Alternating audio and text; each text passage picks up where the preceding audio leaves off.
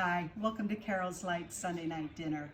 I'd like to share with you what my husband and I are going to have tonight. And as I've mentioned previously, we're including meals that help the natural inflammation in our bodies and trying to include a diet that helps reduce that. So I have this wonderful magazine that's called Eat to Beat. And it's all about menus that include food for inflammation. And tonight we're going to end up having a roasted salmon with asparagus and dill sauce. So here I've just laid out to you what we're going to have. It's going to be a medley of potatoes with roasted vegetables.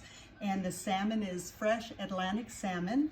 And it does have the skin on it on the back, which actually adds wonderful flavor. After it's all roasted and prepared, it will be served with a really good mustard-dill sauce, and that has capers, it's got dills, shallots, as well as Dijon mustard. And I am going to go ahead and plate it, and I will get back to you and let you know how delicious it is. Thank you for joining us for Carol's Light Sunday Dinner.